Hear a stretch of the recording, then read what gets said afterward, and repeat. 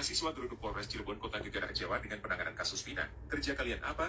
Kami sebagai rakyat ingin banyak sekali menuntut dengan banyaknya kasus yang mandek. Kerja kalian apa? Ratusan mahasiswa menggelar aksi demo di depan Polres Cirebon Kota, Rabu, 12 Juni 2024, sore. Mereka menuntut agar kasus pembunuhan Vina dan Eki diusut secara tuntas. Koordinator aksi, Gimnas Tiar menilai penanganan kasus Vina masih menimbulkan kegaduhan. Terutama setelah polisi menangkap Peggy Setiawan dan menghilangkan 2 DPO.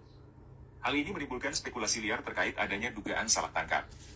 Salah satu orator bahkan mempertanyakan kinerja polisi dalam menangani kasus ini. Adapun mahasiswa yang ikut demo tergabung dalam Perhimpunan Mahasiswa Hukum Indonesia, Permahi, Cirebon Raya.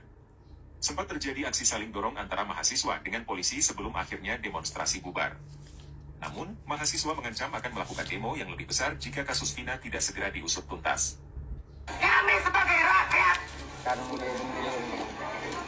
ingin banyak sekali menuntut dengan banyaknya kasus yang mandek. Kerja kalian apa?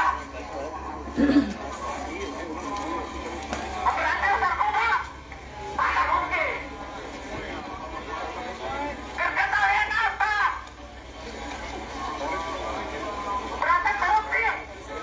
Mana serius?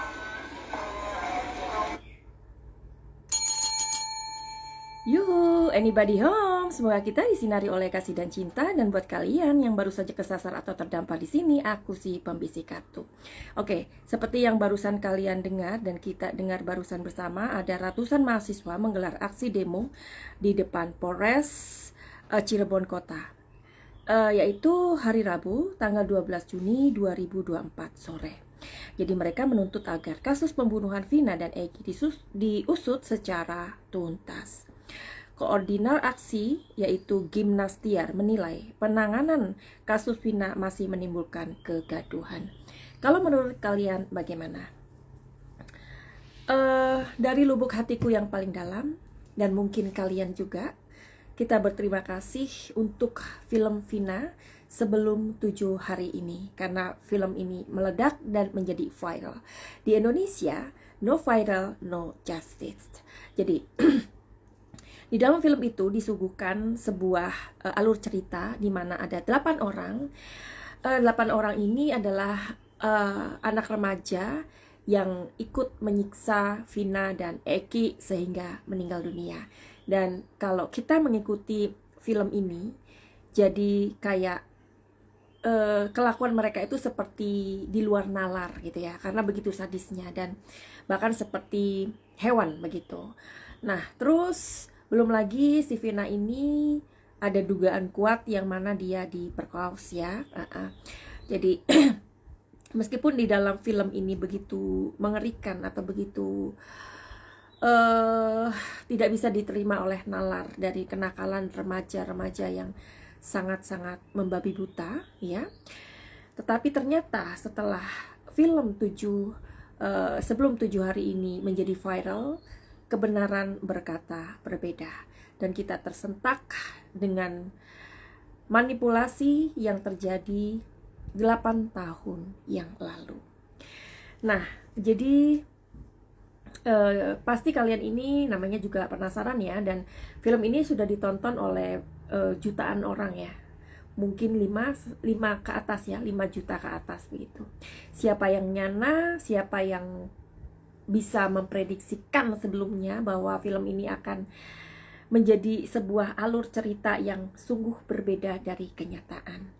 Nah, aku pernah menceritakan kepada kalian awal-awal dari sebelum film Vina ini menjadi viral atau masih dibuat ya, masih diproduksi begitu ya, belum keluar ya. Nah, ini kan sudah keluar.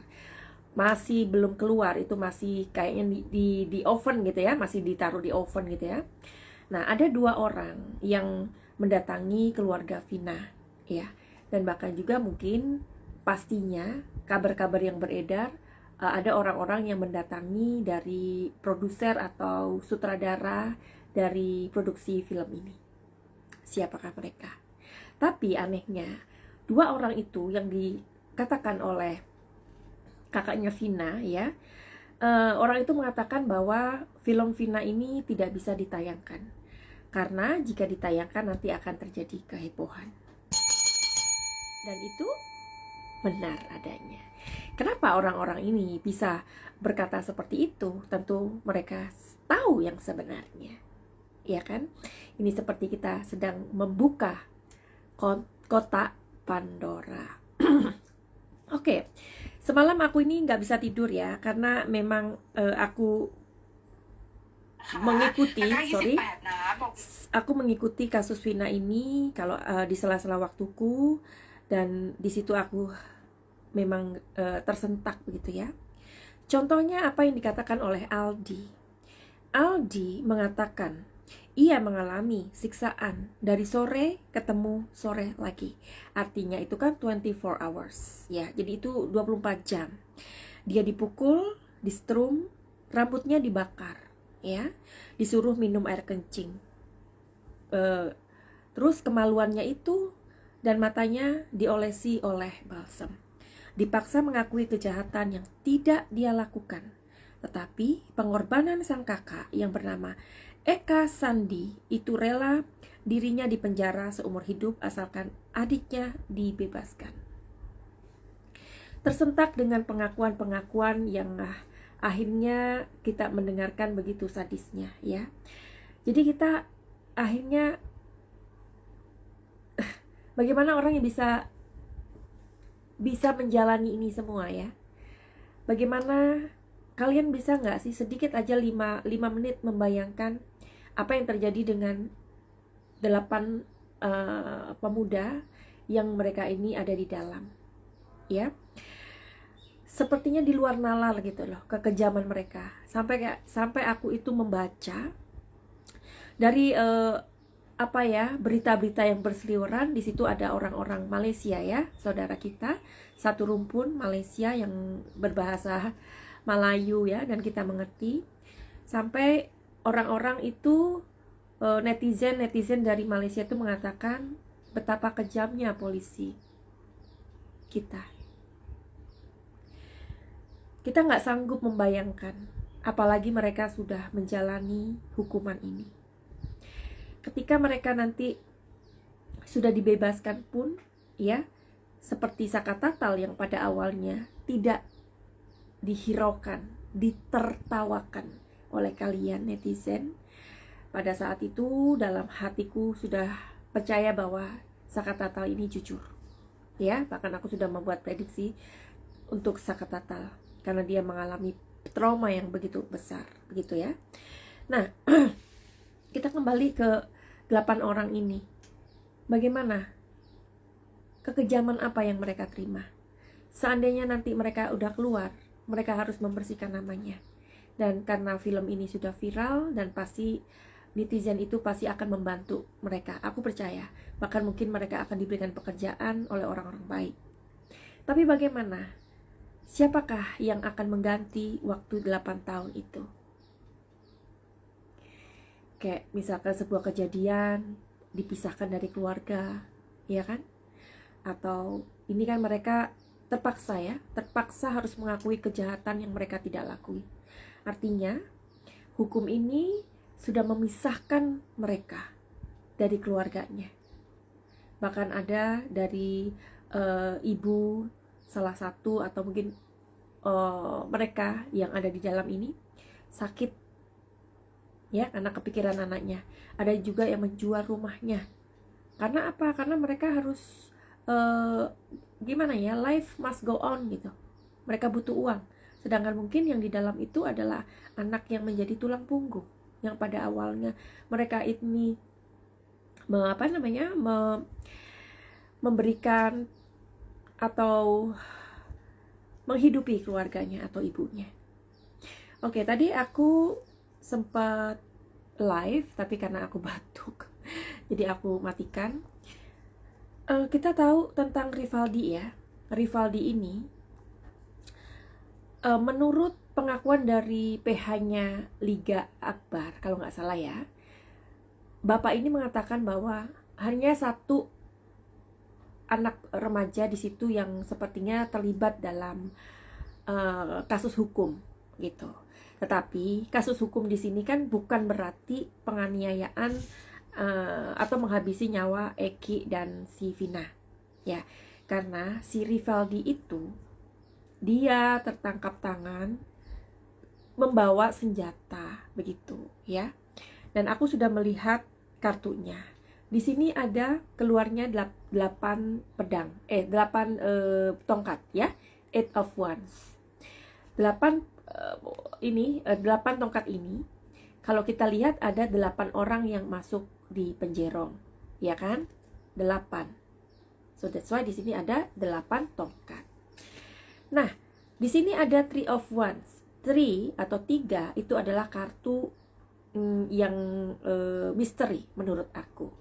Karena kartu kalau keluarnya angka 3 di sini bacanya harus lebih dalam gitu ya, harus deep. Nah, di sini ada Knight of Cups. Knight of Cups di sini, arti dari Knight of Cups ini adalah orang yang mempunyai rasa kasih sayang, ya, atau bisa dikatakan sahabat yang baik atau orang yang bisa mendengarkan. Kalau kita ngomongin tentang Rivaldi, berarti ini kan jauh dari kekerasan, ya. Orang yang misalkan membawa pisau atau senjata kan belum tentu dia terlibat, ya. Mungkin hanya untuk menakut-nakuti temannya atau sok-sokan dia kelihatan lebih jantan atau gentle, begitu. Bisa jadi kan. Nah, 3 kartu ini, ya, ketika aku tarik energinya, ini si Rivaldi ini bukan orang yang terlibat di kasus Vina dan si Eki. Nah, 8 tahun ada di penjara atau dipisahkan dari keluarganya. Siapakah bisa mengganti waktu 8 tahun mereka diambil kebebasannya? Apakah satu orang yang sudah di penjerong ini bisa, kalau bisa dihargai dengan uang, ya, yang sudah, waktu yang sudah terbuang untuk satu orang 8M, sebenarnya bisa diberikan, ya kan, kalau mau diberikan. Oleh siapa? Ya, oleh orang-orang yang menghukum, iya kan? Daripada uangnya dihabiskan sama para koruptor, mendingan kan juga dibagikan kepada orang-orang yang salah tangkap seperti ini. Lalu kedepannya bagaimana untuk Indonesia? Karena kita miris banget ya, adegan salah tangkap ini sangat tidak manusiawi. Ini melanggar HAM, mengambil kebebasan manusia. Jadi siapapun manusia itu nggak berhak mengambil kebebasan orang lain, ya. Memutuskan hubungan dengan keluarga juga tidak diperkenankan gitu. Karena manusia itu kan mempunyai hak kebebasan. Iya. Apakah itu akan terjadi? Mereka mendapatkan ganti rugi? Coba kita lihat di kartu tarot ini. Nasib 8 orang yang ada di dalam itu, yang ternyata bisa jadi mereka tidak melakukannya, tetapi dipaksa untuk mengakui kejahatan yang tidak mereka lakukan. Apakah mereka dalam waktu dekat ini akan bebas?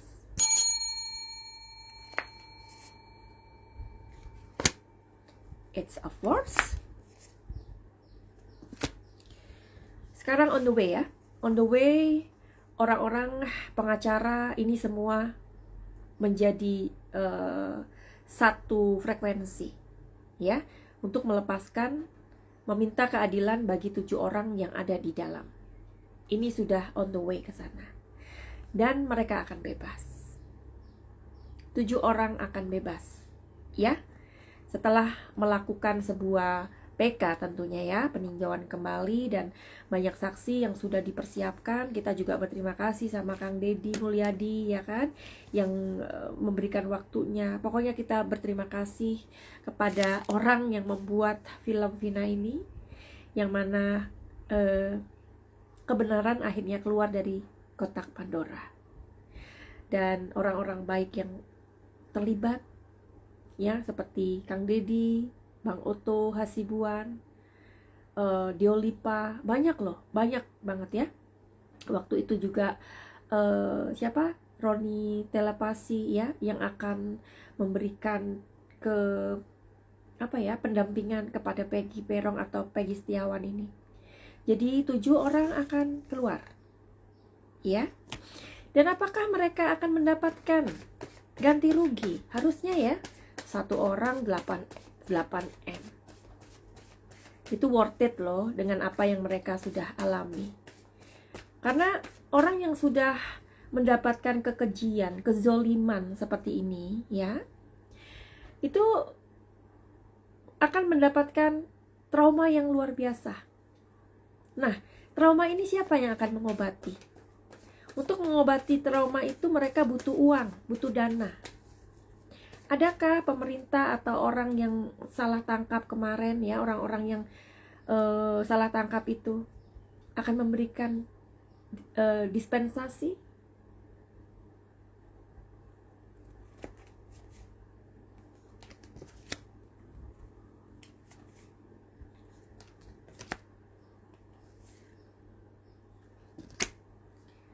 Harus diupayakan. Aku mudah-mudahan ya, aku berdoa buat kalian yang mengerti hukum ya, kayak orang-orang yang bergerak pengacara ya, atau siapapun kalian dimanapun, tolong perjuangkan 8 orang ini yang salah tangkap ini, bagaimana mereka mendapatkan ganti rugi ya. Karena memang di sini aku melihat ada orang-orang ya, kelompok dari orang-orang yang memang memiliki hati nurani, memiliki rasa kemanusiaan yang sangat tinggi. Aku percaya bahwa di Indonesia ini masih banyak orang-orang baik ya. Makanya ini ada sekelompok orang yang sedang menuju ke sana untuk meminta hak perlindungan, ganti rugi untuk 8 orang ini ya, dengan jumlah yang sangat besar. Malahan di sini aku melihat, ini tanggal berapa sih? Nanti dipikir, ini Madam Suki ngoceh, nggak ada buktinya gitu kan ya. Ini Sabtu 15 Juni 2024. Ada pengacara atau apalah ya, orang yang organisasi yang mengerti hukum, malahan mereka meminta untuk 1 orang itu 10M. 1 orang 10M, berarti kan 80M. Ya cicai lah ya, cicai. Daripada uang ini dinikmati oleh koruptor, mendingan kan diberikan kepada orang-orang yang salah tangkap ini ya. Jadi mudah-mudahan semesta memberikan sebuah kekuatan untuk orang-orang pendamping-pendamping yang bekerja secara sukarela ya. Karena seperti yang Pak Oto bilang ya, kita mohon kepada Mahkamah Agung di Indonesia untuk meninjau kembali masalah ini dengan hati lah. Seandainya itu terjadi kepada keluarga kita, jangankan keluarga, mungkin teman kita, anaknya, saudaranya, nangis nggak? Iya kan? Ketika keadilan itu dikebiri, ya, pasti semesta itu akan mempunyai jalan sendiri untuk mencari keadilannya. Contohnya ini, film Vina yang sedang meledak. 8 tahun loh. Ada doa orang-orang yang terzolimi dari ibu, orang tua, bapak, dari anak-anak remaja ini yang selama ini terzolimi. Itulah ya, makanya semesta itu mengabulkan begitu. Oke. Jadi banyak sekali kejanggalan yang memang ada. Contohnya 2 DPO yang tiba-tiba raib, itu membuat kita tertawa terbahak-bahak. Kalau 2 DPO itu raib, ya, yang mana? Ini poin yang penting adalah Andi dan Dani yang mengangkat 2 korban ini. Ini sudah menjadi, ini ibarat orang sudah sekarat ya, Mungkin si Eki itu sudah meninggal. Coba kita lihat ya, kondisi si Eki waktu itu, dia masih hidup ataukah sudah meninggal.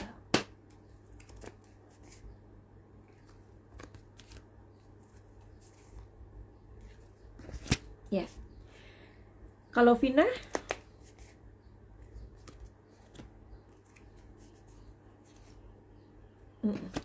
oke. Dua orang, Eki dan Vina, pada saat kejadian 8 tahun yang lalu, kondisinya sedang sekarat. Ya, dua-duanya sekarat. Malahan ada orang yang menolong kan waktu itu, yang diakui Mel. Nah, ternyata bukan kan. Orang ini yang memang ada di TKP, dia bilang, sebentar ya non gitu kan, sambil merapikan roknya atau memasang CD-nya, celana dalamnya Vina, ya kan? Nah, dia mengatakan, bapak itu mengatakan bahwa kondisinya memang masih hidup, tapi sudah sangat memprihatinkan. Jadi dua-duanya sekarat. Tapi di sini Vina masih bisa ngomong, kalau Eki sudah nggak bisa. Bagaimana mungkin dua orang yang sekarat, ya, kemudian mereka ini ngesot di TKP? Fakta atau fake ini? Ini kan seperti kayak dongeng ya, akhirnya. Nah, orang yang mengangkat itu ada dua, Andi dan Dani. Dan kemudian dua DPO ini tiba-tiba raib. Kalau ceritanya ini, kalau dua DPO ini diraibkan, berarti cerita itu kan tidak ada. Lalu siapa yang membawa si Vina dan siapa itu namanya? Si Vina dan si Eki ini ke flyover? Apakah mereka ngesot? Apakah mereka diterbangkan oleh angin? Angin memiri, ku pandang, begitu. Ya, oke lah. Jadi itulah yang bisa aku bahas hari ini. Terus tetap kalian setia dengan kasus Vina Cirebon, karena Juni atau tahun ini harus beres ya, karena kan kita juga sepertinya akan ada kasus-kasus baru lagi. Kalau aku lihat di sini, apakah kasus itu adalah kasus yang menunggu PK, adalah kasus ini.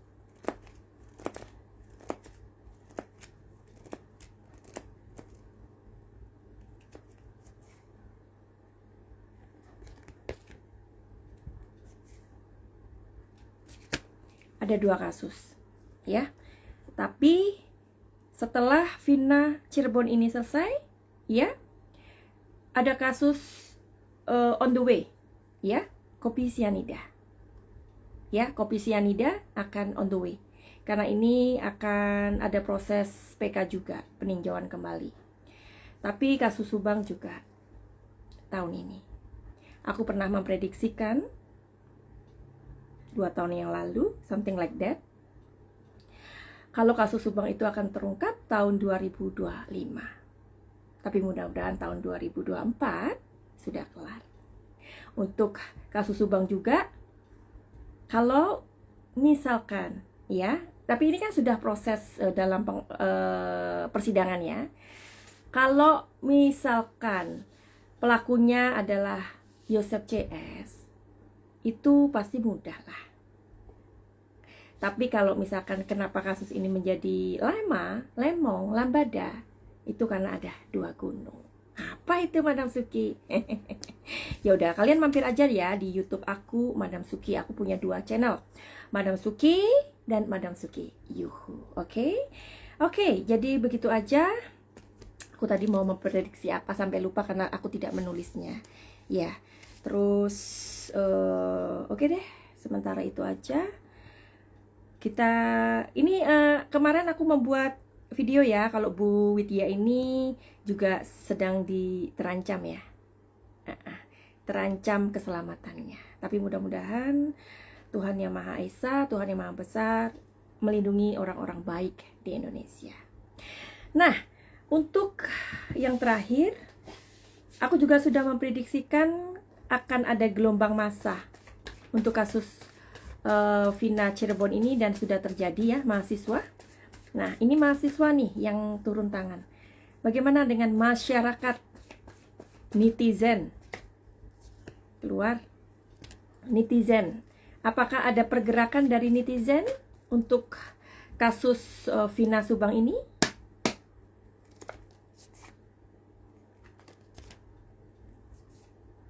Jawabannya yes.